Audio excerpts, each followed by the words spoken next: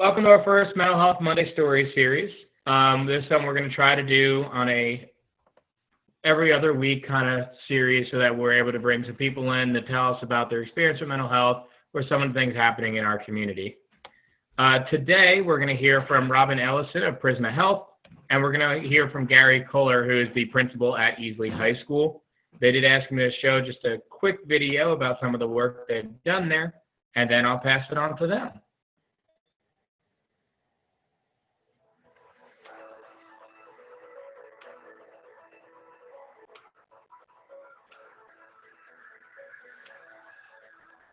Whenever you see someone with a broken leg versus when you see someone with a mental health illness, society definitely views those two things differently.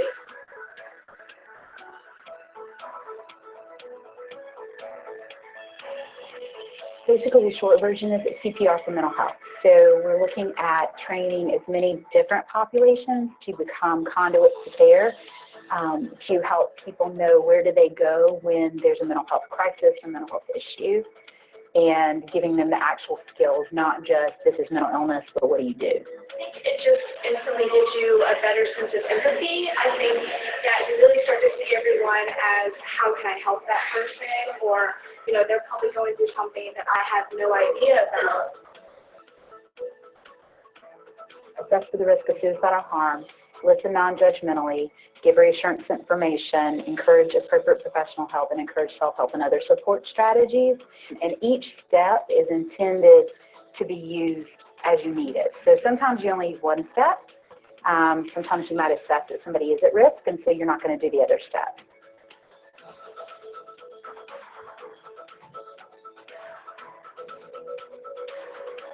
And society will look at someone with a mental health illness and they'll almost look down upon that person. But when they see someone with a broken leg and a cast on it, they're going to feel bad for them, or they're going to want to help them out. And that also goes hand in hand with how you have to respond to a mental health illness. At some point, everyone in their life is going to go through a rough patch, and we want to be there for each other, support each other. We don't want to hide it. We feel ashamed.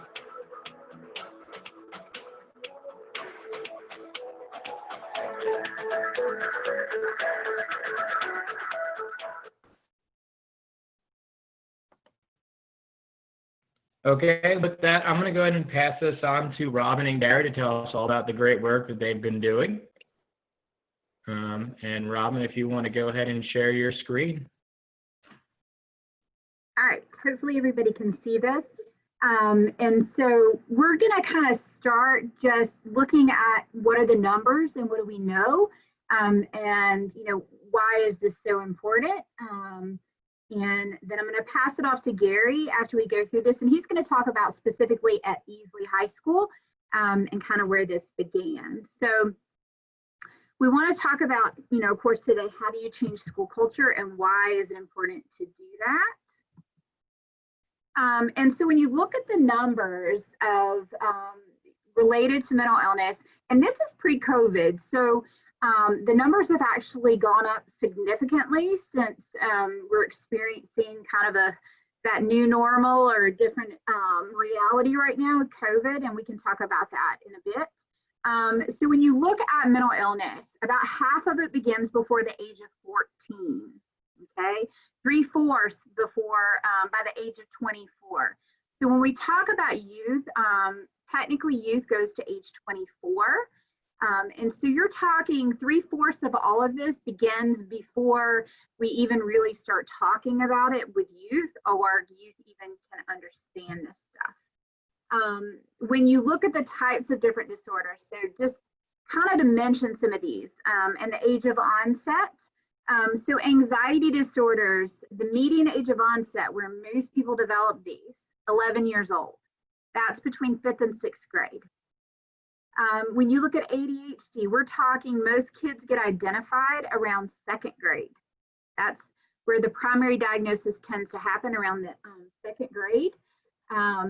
When we look at things like anxiety disorders, so this being right here, these anxiety, we talked about anxiety. When we look at eating disorders, median age of onset is around age 15, okay? Substance use disorders, we're looking at median age of onset at 20 years old, okay? Schizophrenia, median age of onset is 23. And bipolar disorder, we're looking at that median age of onset being around age 25, but as young as 15. A couple more things. So this is from a study that was done over several years, from 2012 to 16. And if you'll notice here, particularly the counties that we're talking about, when you see this right here, and Gary will talk about this a little bit more, but in Pickens County, and this is not just youth, but in general, Pickens County has the highest suicide rate in South Carolina. And when you look at these numbers, really in the upstate of South Carolina, we're talking like point ... that are behind this. Suicide is a huge issue in our state, and we don't measure this very well. And we can talk about that some more. But really looking at what we're talking about, the highest population of suicide in general, when you look in our nation, are Caucasian males have the highest rates of suicide. All right, one more. So this is pre-COVID, and this is based on actual diagnosis. We believe that these numbers are significantly higher because we don't have good ways to really measure this. But right now it looks, when you look at the numbers pre-COVID, we're talking 1 in 5, 1 in 4 youth are living with mental illness. About 5% of the population of youth are living with a substance use disorder. And when we talk about substance use disorder, I try to point out very specifically, this is not just recreational drinking. This is someone who cannot function without that substance. They're obsessed with that substance. Their mind, their body, their spirit cannot, function without it. And then 64% of youth with major depression don't even get care. In our state, when you look at the numbers across populations, and this is very much a average, we're talking about one mental health worker in our state to every 606 people who need help. Now, if you look at where the help is, it's going to be Charleston, Columbia, and Greenville, where the medical schools are. If you go out, 100 miles, not even 100 miles, we're talking 1 to 2,000 or 3,000, okay? And that is not a nurse, not a psychiatrist, anybody in the field. So this is why we do this. So let's hear more about why specifically at Easley High School we do this. So I'm gonna pass it to Gary, and then I'll tell you more about mental health first aid. All right, Gary. Thanks, Robyn. I'm Gary Culler. I'm the principal of Easley High School. Just a little bit about kind of where I'm coming from and how I got to where I am with mental health. I've been in public education for 26 years, which is a long time in public education. I've been an administrator for 17 years. I've been a principal of a middle school and a high school. And I think if you would have asked me at any point in my career before about 3 years ago, what's goal one in public education? What are you there for? I would have said, ACT scores, graduation rates, AP scores, end of course scores. It was about data and academics. I think that's most administrators in public education. That's our goal. In fact, the stated goal by South Carolina, if you ask the state of South Carolina, what's the goal of public education, they will tell you it's to be college or career ready when you leave. I guess about 3 years ago, I really came to the conclusion that, all these things that we're trying to accomplish, being college ready, being career ready, test scores and students graduating, we're not going to achieve any of those if we don't address mental health, and we don't have a plan for mental health, and we're not there for our children. And a lot of it goes back to what Robyn has already talked about, the lack of support and the lack of resources in mental health. I guess it was about 3 years ago, I really started trying to get a plan together for Easley High School. You know, when you get to the end of your career, and I'm close to the end of my career, you start thinking about how are you going to leave a school? You know, are you going to leave it better than you found it? And really got to the point where, you know, I was asking everyone. I met with Department of Mental Health, I met with Behavioral Health, I met with the district, I met with everybody I could, trying to find an answer to mental health resources. What can I give my children? And really just was not finding a lot of answers out there. And you know, I would have stolen one from somebody else if I could have found one, believe me. Last summer, the summer 2019, I was in a mental health first aid class that my school district told me to go to. It was mandated, and Robyn was the presenter, and I was in there, and it was for adults. But Robyn just made a statement in there, just a couple sentences in the middle of it somewhere, where she talked about a new curriculum that was out there, and it was mental health first aid for students.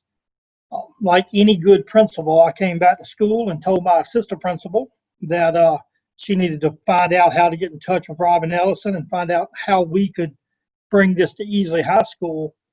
A couple weeks later, I walked into a meeting with Robyn, you know, expecting, you know, us to be on about the same level, you know, a lot of, you know, discussion about what we could do, what we can't do.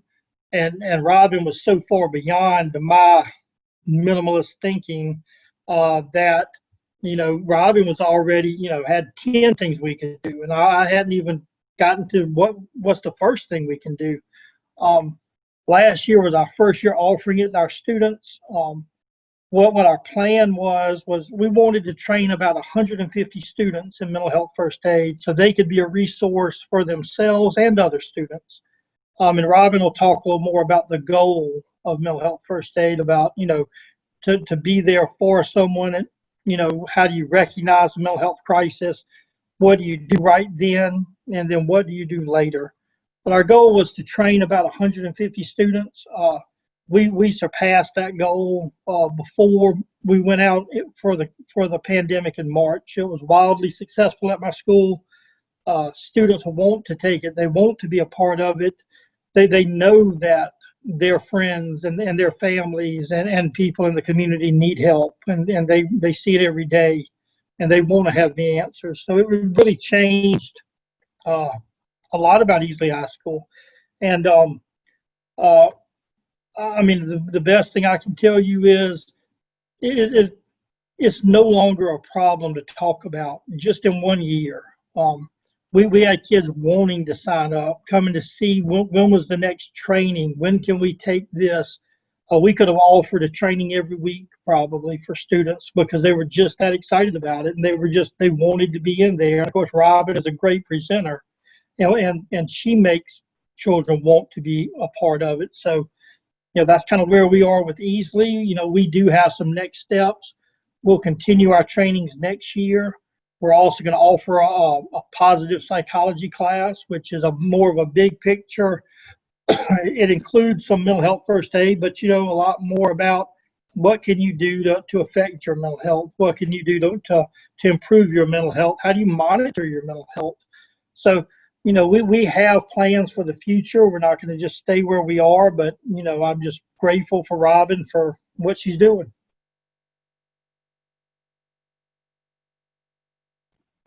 Robyn? Yes, I'm here. I'm here.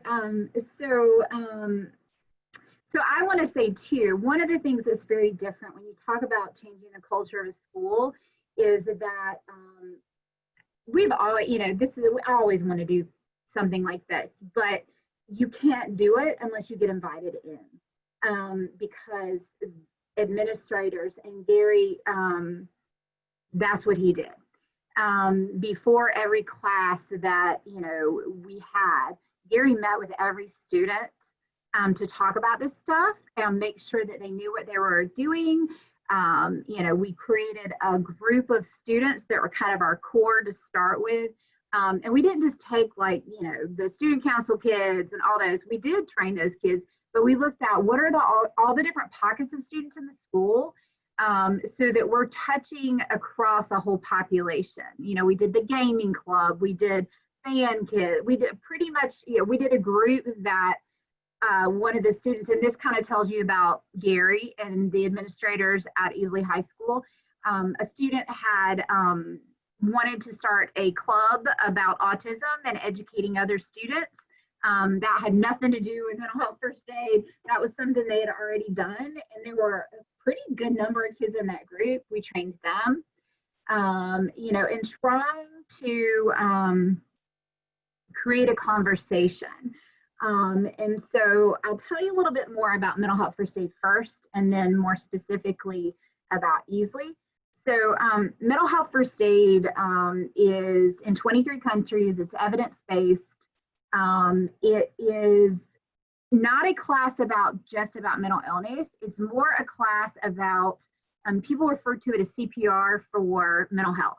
You know, it is to teach someone, what do I do? So we talk about mental illness. We talk about how do we change the conversations? How do we really have healthy conversations? How do we really understand that there's not an us and them? There aren't those people with mental illness. This stuff affects all of us.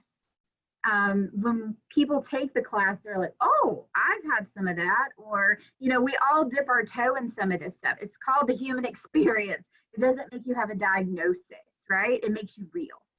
And unfortunately, we don't have real conversations about all of this stuff. And so kids are amazing because they are willing to have real conversations. And they're the population that is going to become adults. They're the ones that can change this culture. They talk to each other rather than, you know, often to us. And so there are several different versions of this class. There are 8 actually, and I teach all of them. I actually did a version of a veterans course with some junior ROTC students at Easley. You know, looking at who are the people, like how do we do the pre-service training for people who may become enlisted so they understand the unique needs of if they become a warrior, if they become, you know, someone in the service of our country. You know, how do we look at all these populations? We did cosmetology students. Who do you talk to when you are, you know, in reality? Who do you share things with? Who do you have a long relationship with? The person who cuts your hair, right? You know, looking at populations that have higher levels of mental illness, veterinary, right? Look at the veterinary programs, training those students, training those, you know, teachers who work in these areas, you know, the real stuff. Because I'm not sure if you're aware, but people who work in the veterinary field have really high rates of mental illness and suicide. You know, and teaching people, how do we start to navigate these things?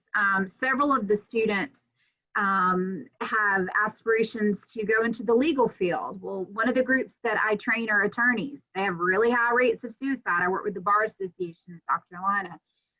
High rates of suicide, high rates of substance use disorders. You know, again, how do we train people to be able to self-advocate? So part of mental health first aid is learning what are signs and symptoms. You know, what's the difference? How do we have an emotional vocabulary? How do we recognize that mental illness affects us from our head to our toes?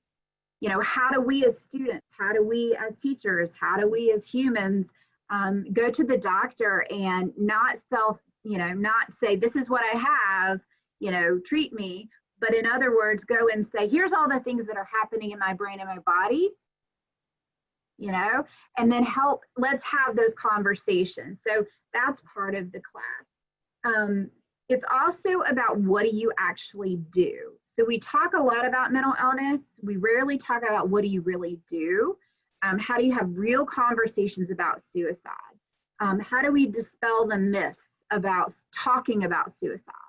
You know, that it actually does the opposite. It doesn't cause someone to be suicidal. It actually does the opposite. You know, and when you ask a group of kids, and I ask a group of kids every single time I teach these classes, how many of you have heard somebody talk about suicide, attempt suicide, or have you ever had thoughts of that? the entire group. Same thing with middle school. Adults think that kids don't talk about this stuff. They don't think about this stuff. That is absolutely not true, right?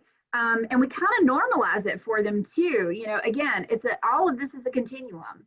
You know, most people have had thoughts of, you know, what if I never woke up? What if I disappeared? Okay, does that make somebody actively suicidal? No. But understanding this stuff is a continuum, and how we have the conversations, how we talk about it, you know, is allowing students the tools to know what to do, and adults, right? So mental health first aid is really about creating a conversation and tools across all kinds of populations. So, you know, the class I wouldn't teach any different skills to med students, right? To college students, to high school students, to adults. We all need that information. Mental illness is probably one of the most impactful diseases out there, and it's the one that we talk about the least. And right now it's even worse with COVID.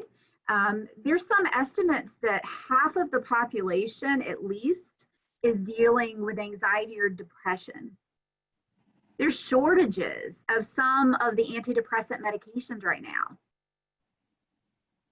because some of the qualities of well-being, because of protective things with COVID, like social distancing and isolation and things like that, one of the things that we are hardwired for is social connection. We need it for our well-being. And so many of us don't know how to do that. And so thinking about, you know, with students even, how do we teach students how to, you know, have those social connections, how to have that? The other thing that is really, to me, is probably one of the most real moments that I have when I'm working with students, or any of us, is I'll ask them, you know, have you ever gone to school and you're just having a really bad day and you desperately want somebody to ask you, you know, or notice, are you okay? You know, how are you feeling today? And nobody asks you. Is so real to recognize how many of us, it is part of who we are, that we have bad days and that we need to be seen. You know, a big, probably one of the most critical parts of mental health first aid is to teach people how to notice each other, to really see each other. I always use the example, and I include myself in this. We are so programmed right now, you know, you go to the grocery store, you don't see anybody. You couldn't describe a single person you saw. You go to the mall, you go wherever it is, and most of the time we just do what we need to. We stay in our lane, and we don't actually fundamentally see each other. Part of this is, and part of what Gary, you know, started here, is us changing that, is changing the ability to actually see somebody. You know, to see your friend and go, wow, you know, there's something off today. You don't have to always have the right words, you know, but teaching kids to say to each other, or to them to say to their teacher, you okay? What's up? To really see them. We don't do that enough. I've had so many conversations related to this, and it's expanded since the COVID stuff, but, you know, with friends who say, you know, I feel like, you know, even in my own home, I feel like I'm not really, like we're really stressed out. We're not seeing each other, right? We're not checking in with each other. When you take COVID out of this, we operate that way in our lives, not because we're bad people. It's just the way, you know, it's the way that our culture is. And so, you know, what we've been trying to do at Easley is change that. One of the things we talked about is, you know, when you walk in Easley High School, there's going to be a place where it lists all the people who are certified mental health first aiders, not by who they are, not by, oh, this is a teacher, but by who's taken the class. So the idea was, really Gary talked about, we need something student driven. Okay, not done to students, but done through students. Okay, and so real change comes when the students are the ones who feel like they're empowered to do these things. I have several things that, tools that I would put together, and I would give them to the students and have them correct them, have them look at them and say, okay, this works for us. This is the way that we think this needs to be. And that's where it stopped, and really honoring those things. So some of the other things we talked about, so the class that, we're talking about, Gary went to the school board, pretty much everything I've asked, which is really exciting for me. Gary's like, we'll figure it out, we'll make it happen. That never happens in a school, guys. I don't know how many of you work in the school system. I actually am a teacher myself. I've worked in psychiatry at Marshall Pickens for about 24 years. I didn't really tell you anything about myself, sorry. And am the daughter of a psychiatrist. So I actually grew up at Marshall Pickens, so don't be afraid. I see it as a great gift in how I was taught to view people. And so, when we look at how we're changing culture, how we're doing all these things, Gary wanted it to be student driven. So the first people being trained are not faculty at the school, though many have been trained through the district level, because I deal with the district as well, but we're students. And a lot of the teachers were like, when are we gonna get trained? Because that's not how you do things usually, right? And so this class is intended to take this stuff and practice it. So looking at some of the research from, there's a professor at Yale that has a class based on the science of well-being, Lori Santos. So doing some things using some models from her, from the Wellbeing Institute and out of UC Berkeley, and some of their research, some of Brene Brown's stuff. The kids are actually going to read one of Brene Brown's books, and The Alchemist, and we're going to look at how do we create our own perception of ourselves? How do we actually use these things people tell us to do, and look at the science behind it and how they affect our body and our brain, and practicing them. So it's almost going to be like a class that's also a lab school. So we're going to collect data from ourselves over the period of a semester. Gary went to the school board and advocated for this, and the students get credit for this class. That's a big deal, to recognize that if people are not mentally healthy, if they don't have the tools and the skills they need, they can't learn anything anyway.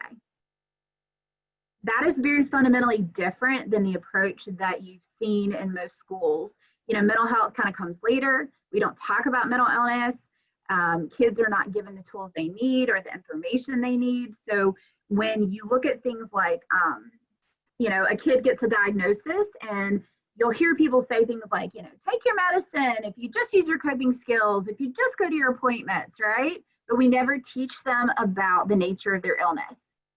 We don't teach them about their disease. We don't, fundamentally, we do not recognize that people with mental illness are not fragile or broken. They're excessively strong and brave. They aren't home in the fetal position. They're going to work, they have children, they have school, they do all of these things. And that's how we need to shift this, to where we start to recognize our students suffering from these things, that they're strong, and the fact that they actually made it to school is huge. And not only that, there were kids in the classes that talked about, what if we have a concern about a teacher or somebody on faculty? How do we do that? And so talking to them about, because you see them in a different way. Giving them the tools to let them know that not only can they help each other, they can help their parents.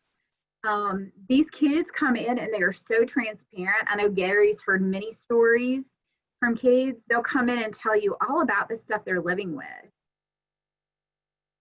Articulate, bright kids telling you all this stuff, and they took the class because they want to help their parent. They want to know how to navigate some of these things. What do I do if, whether it's an addiction or whatever it is, right? Or kids will say, this is the first time I've heard somebody talk about my parents' disease like it's not them, or with dignity and respect, or that they're not a bad person, right? That should not be so. We talk about in the class, looking at, when you look at the numbers, there is no way that mental illness doesn't touch all of us, whether it's us directly, whether it is our sibling, our parent, our friend. There is no way you can go through life and not have in some way been touched by mental illness more than any other disease. Okay. And so at Easley, that is kind of the direction we're going. We're getting lots of feedback from the kids. We're looking at how do we integrate the whole culture, whether one of the things we had started pre-COVID, and it was kind of sad because we didn't get to do it yet, is the art teachers were working with art students to create large installations that will be placed all over the school. And these installations, each one of them represents what does this illness look like in a high school student in their school.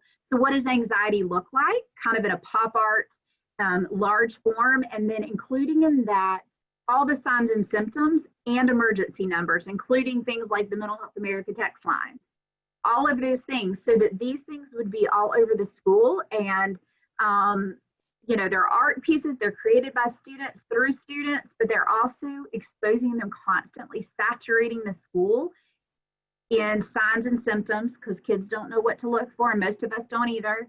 And then what do you do? Those are some of the different kinds of things that we're doing, and really kind of building on all pockets of the school. And so there's a whole lot more that Gary doesn't even know that is festering in my brain that will probably be like, oh Lord, right? But we really want to create this culture that's driven by students, so they know how to help other students. And looking at what are the specific steps, what are all the phone numbers, all those kinds of things. So Gary, do you want to add to that? Because I can talk forever. No, I think that you did a great job. I think, one thing you touched on that I think is extremely important is the idea when you look at resources in a school. I have 1,700 children, got 4 guidance counselors, 4 assistant principals, and maybe 74, 75 teachers. Your resources are your children.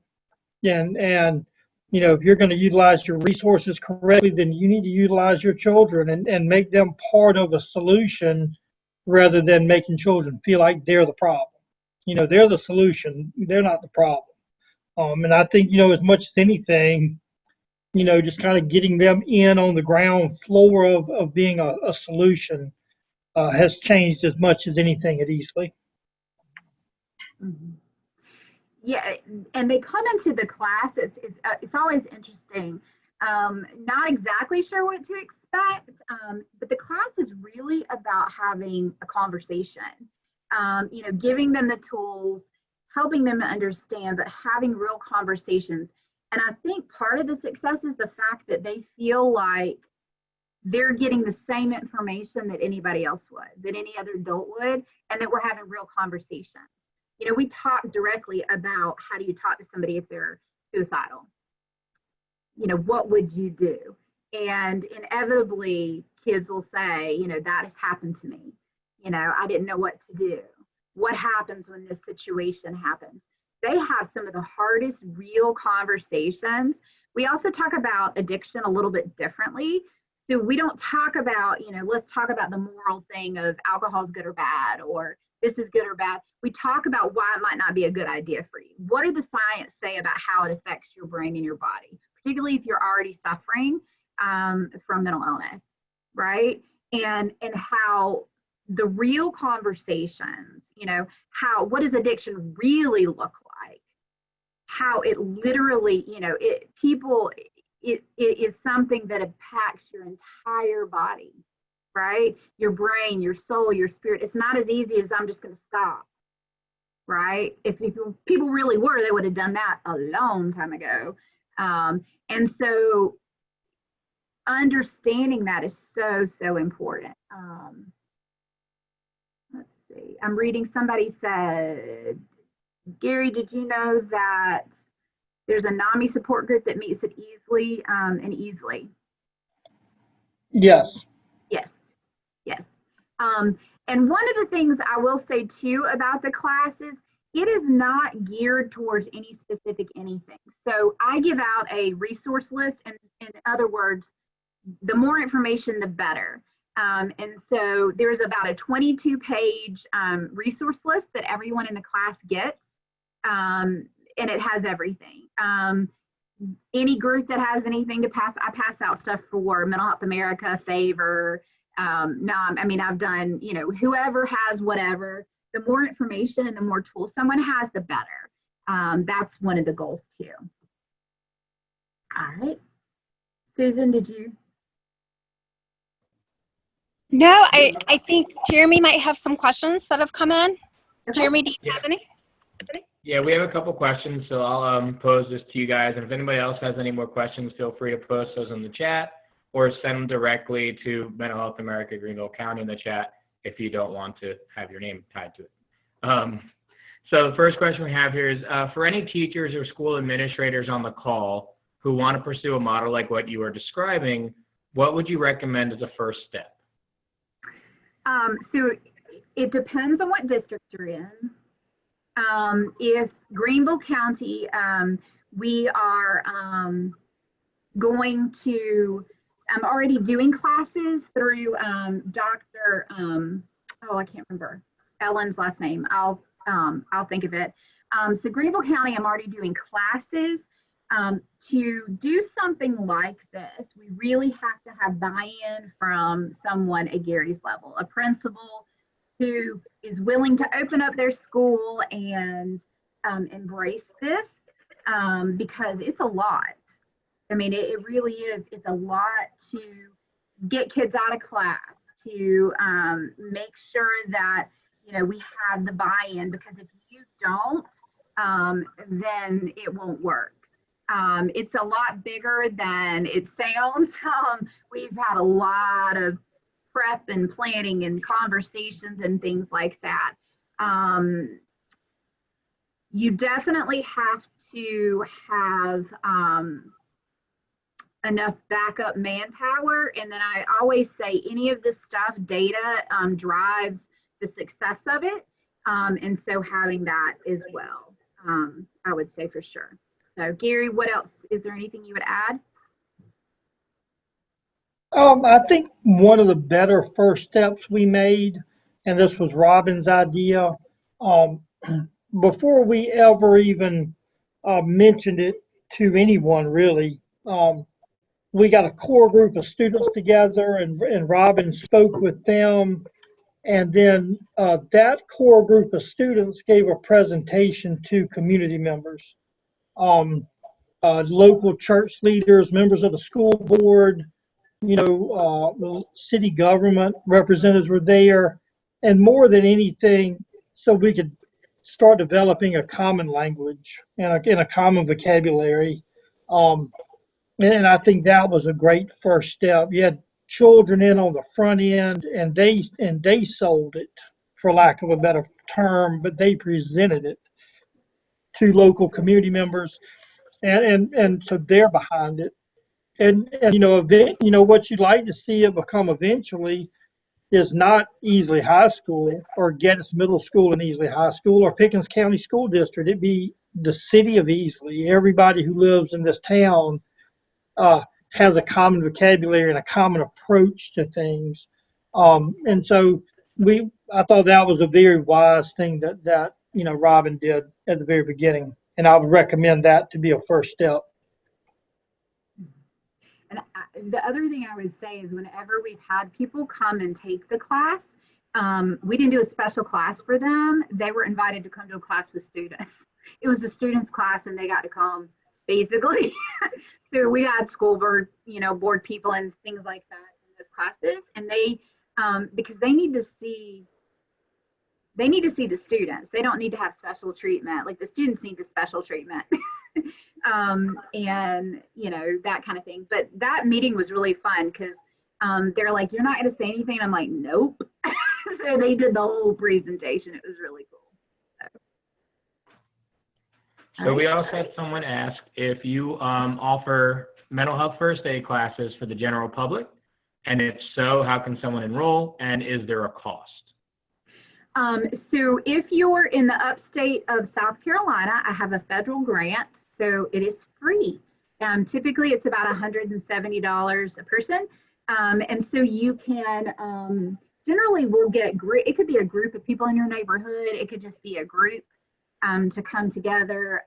So literally, anybody. I mean, colleges. If you name it, I've probably taught them. Camp counselors. I just set up one with the Methodist Association for pastors.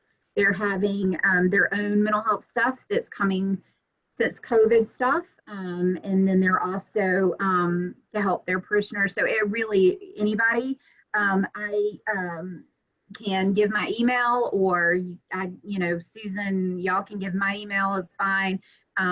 Generally, I set them up through that method. Okay, so that was the next question, was how could someone get in touch with you to talk about next steps? If you wouldn't mind just saying out your email now so we'd have that for the recording or even posting it in the chat, I think that would be sure. So it's my now. name that you can see on the Zoom. So it's Robyn with a Y. There's a dot between Robyn and Ellison at prismahealth.org. I've done businesses. I did one at Swamp Rabbit Cafe, that they set up, and they just invited people in the community. There is no, which is the intention of mental health first aid, there is no one population. And that's how it should be, that this is accessible to everybody. With the grant, again, and if it's in the upstate of South Carolina, then I can use the grant funds and it would be free. Okay. Other questions? Is there an online version of the training? So there are some different models. So there is a new one that has a self-paced portion and then either a Zoom or what they call blended, where it's face-to-face. Of course, right now it'd probably be Zoom. It is appearing as I've been helping pilot it for mental health, the National Council for Behavioral Health. What we're finding is that Zoom portion is as long as teaching the class just by Zoom, plus the self-paced part. I'm not a fan personally of self-paced webinars. I think people just click, and my fear is that this information is way too important for somebody to hit click, click, click, click, click. But I can do that version, and then I also can do a Zoom version. I usually just break it into 2 days. So I teach it the same way that I would do in person, just, Zoom. Mm-hmm. And then we were asked, are you planning on adding to the training regarding COVID? So mental health first aid has not specifically done that. One of the things I like about it is, probably because I'm a teacher, there is latitude for you to include other things if it's relevant, as long as you stick to the fidelity of the class. So I have done trainings related to sleep and COVID and stress. And so, every time, I'm kind of a research nerd, so every time we add this stuff, or I do a certain group of people, I research you, whoever you are, and study your population so that I can do the best I can to really focus on whatever it is unique to you regarding mental health. And so I add those things in. So yes, and I'm privy to our area's constant, hospital briefings regarding COVID and how that's affecting us. And so, yeah, some of the trainings I've done were for schools in other states that particularly were having a lot more quarantine issues, or in places where they can't necessarily, people live more in apartments, like larger cities versus having yards. And how do we check on students? How do we, when they're online, how do we create relationships, things like that. So I try to infuse those things along with lots of storytelling is kind of the way I like to teach this class. And then we were also asked, how long is mental health first aid? So if you're doing the in-person version, we're talking right around 7 hours, 7 to 8. When I do the Zoom portion, there's some activities that, if you're not in the same space, you can't do.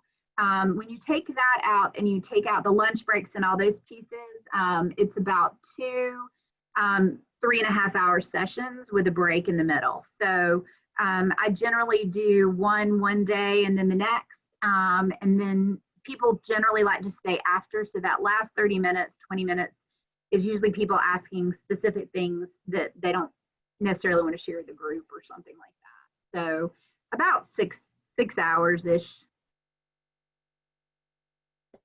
Well, that is all the questions I'm seeing, unless you guys have any more that you want to shoot in real quick. But if not, I'm going to pass it on to Susan to talk a little bit more about what we do here at Mental Health America Greenville County. I do want to thank you guys, Robyn and Gary, both for jumping on today. You guys are doing amazing work there at Easley High School and with Mental Health First Aid, and it's really great to hear about all of it. Well, hello, everybody. My name is Susan Smyer here. I serve as the Director of Community Engagement and Development of Mental Health America of Greenville County. I want to echo Jeremy's thanks to Robyn and Gary. That is incredible information. And I also want to thank everyone who is joining us today. I know that we have teachers and other school personnel, administrators. We have partners who are joining us today, individuals who learned through this opportunity through social media or our newsletter, members of our organization, as well as AmeriCorps members and volunteers. So thank you all so much for being here and being part of the conversation. And as we talk today, I am actually going to refer to some slides that we have. So if you'll give me just one moment to share that with everyone. All right, everyone, and I promise to keep this portion extremely brief. I'm going to fly through these slides. And so while I do so, I do want to just start off saying that we are not going to be able to go into depth on anything. So please know that we'd like this to start the conversation. And we highly encourage you to please connect with us after today's presentation if we can answer any questions and share more information with you all. So hold on one moment while I get the presentation. Here we go. All right, so just very quickly, I just wanted to share that today we're going to talk about who MHAGC is and then some action steps and ways to stay involved and continue the conversation. I'm not going to really spend a lot of time. Robyn did such an incredible job sharing information. We know that at any point in time, 1 in 5 adults currently have a mental illness, but half of us, at least half of us, will have a diagnosable mental illness at some point in our life, with 1 out of 4 14-year-olds already having developed a diagnosable mental health condition. And we know that youth depression and depression and anxiety is increasing in many populations, including youth. And that access to services overall, we are seeing some progress. In South Carolina, we still have a lot of work to do. In particular, in 2019, our state ranked 49th out of 51 in terms of how well people in the state can access services that are available. So Mental Health America of Greenville County is guided by a mission of positively impacting mental health through advocacy, awareness, and service. We are one of more than 320 affiliates of the national organization, and we've been serving the upstate for over 65 years, offering programs designed to bring wellness home. I mentioned that our mission is to positively impact mental health through advocacy, awareness, and service. And our programs and services are really focused on those three buckets. We advocate for individuals who have a mental illness, including those with a chronic mental illness, with the representative payee money management program, Operation Santa Claus, and we manage three different housing units, locations throughout the county. We focus on awareness through education and outreach and training, including starting very young with I See Hope, programs designed for preschool to 5th grade, QPR, which we'll talk about in just a few minutes, online mental health screenings, which we'll also talk about, outreach and a speakers bureau, which we'll also be speaking about, and Teens for Hope. Services that people tend to associate with us and know us for include our 24-hour crisis line and National Suicide Prevention Lifeline.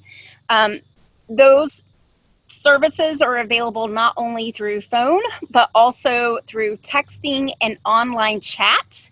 We now serve National Suicide Prevention Lifeline for the entire state, and we are about to engage in a contract with National Suicide Prevention Lifeline to be one of their online chat centers across the U.S. We also offer a warm line called Reassurance Line for both Spartanburg and Greenville counties.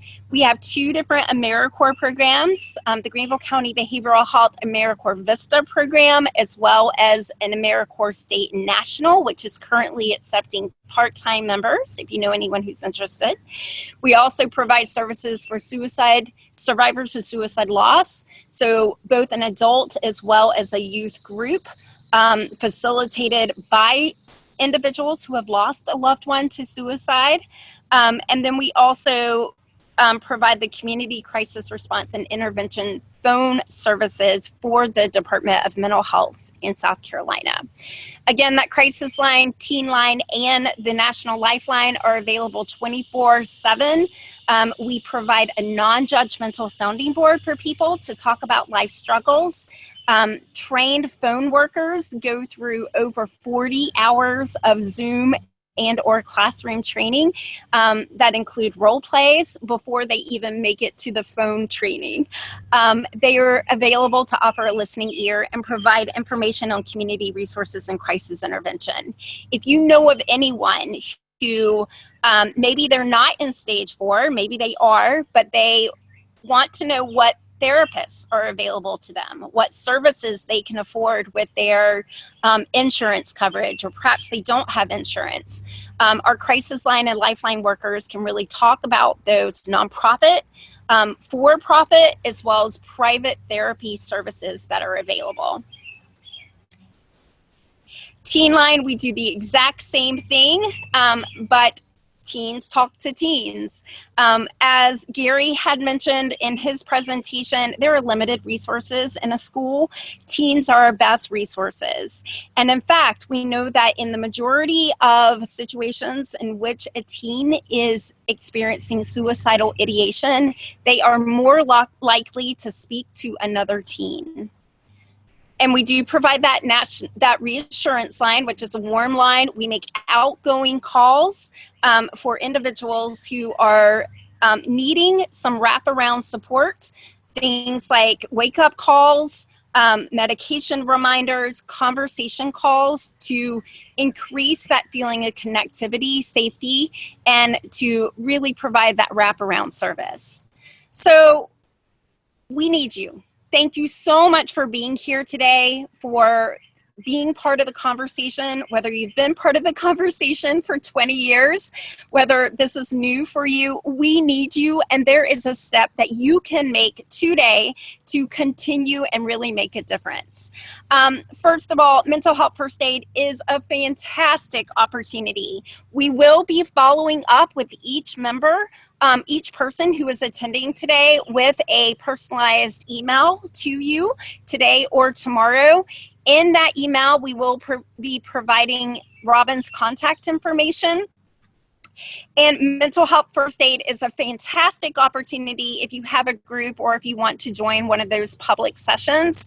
It is about 7 to 8 hours. If you're looking for something a little shorter, that really focuses more on the suicidal ideation and what you can do in that moment, we highly encourage you to attend one of our upcoming QPR trainings, and we'll talk about that in just a minute. We also are always looking for volunteers and AmeriCorps state members on our National Suicide Prevention Lifeline, Crisis Line, and Teen Line. Would love for you to be part of our family and become a member. Join our mailing list, follow us on social media, spread the word, especially that online confidential screenings are available 24/7. We need help with Operation Santa and would love to get the word out about our Teens for Hope operations in the year ahead. We encourage you to enhance your own knowledge of mental health issues and to also bring that information to a favorite group. QPR stands for Question, Persuade, and Refer. It's a 1.5 hour session in which we train non-professionals on what to do if they are speaking with someone who is experiencing suicidal ideation. Again, it's about 1 hour to 1.5 hours. We have some upcoming free Zoom opportunities available. In that follow-up email that we will send the registration link for each one of those sessions.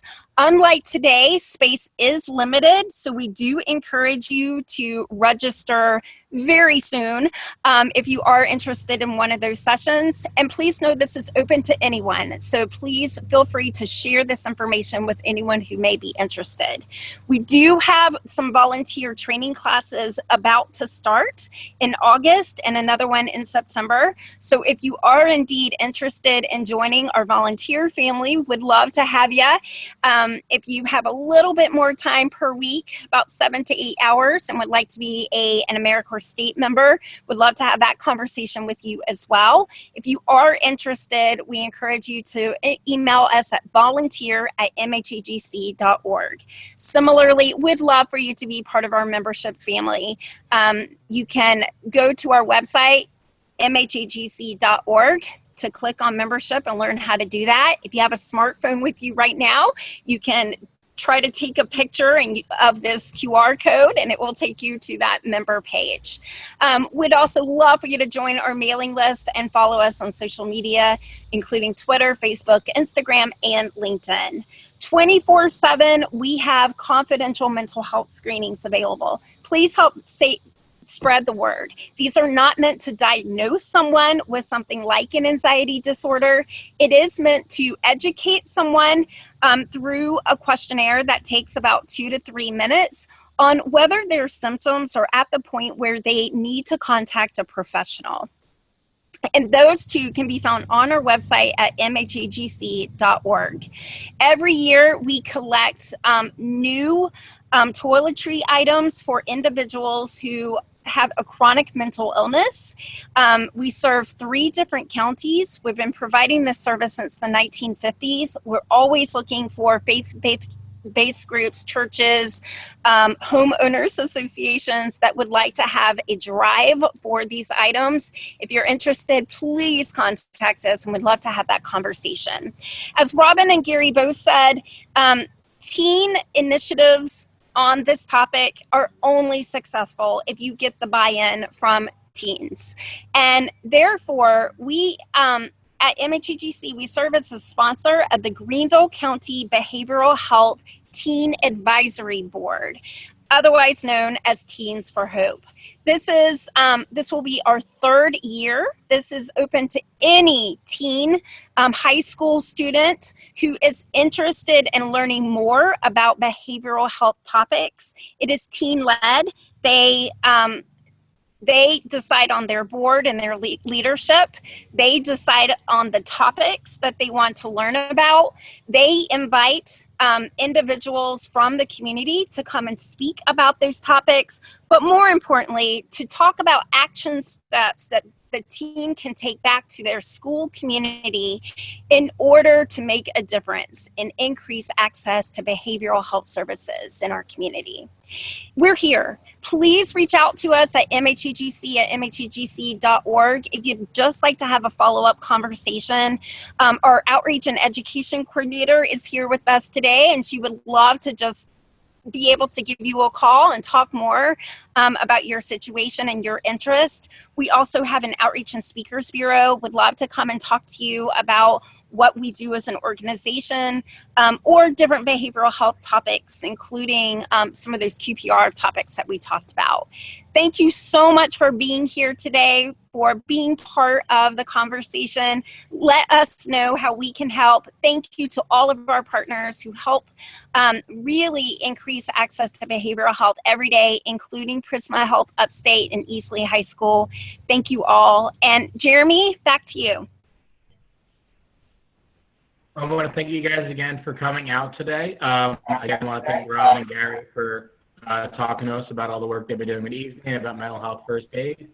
And like Susan said, reach out if you guys have any questions. Feel free to contact her, myself, contact us through the website, and we look forward to having you guys back for our next presentation.